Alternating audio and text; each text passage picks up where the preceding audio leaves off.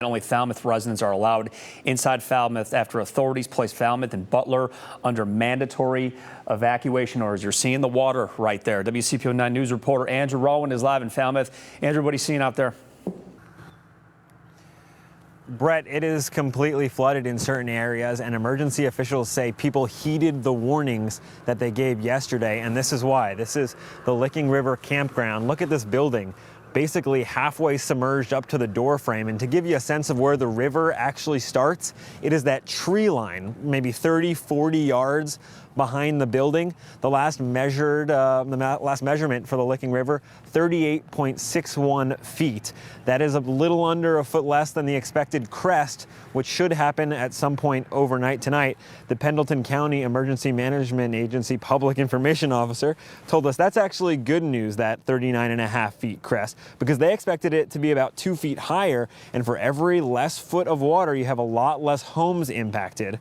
Right now, many roads in Falmouth are closed. You've got emergency personnel, many of them volunteers, stopping drivers at the entrances to certain roads to make sure they are residents, because unfortunately they've got to think about looters tonight. Certain sections of town that are flooded, they do not have utilities. That's on purpose. Residents were notified yesterday. But it also means anyone who stayed may not have heat tonight as the temperature plummets. A lot of these people were involved in the '97 flood, so they know what they're doing. So when you tell people in the city that it's time to get out, they leave because they know how bad it can be and how fast the waters can come up.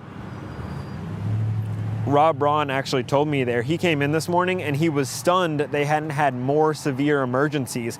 He gave a lot of props to people. They heeded those warnings and they got out of town yesterday. Back out here live, this house is totally submerged. There's no way to access it. I also do want to mention we tried to get into Butler. The mayor told our Alex Knoll last night he expected Butler to become an island. That is exactly what happened. There is no way into or out of town.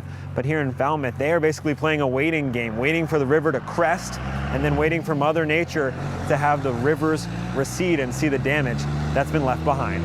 Live tonight in Falmouth, Andrew Rowan, WCPO 9 News.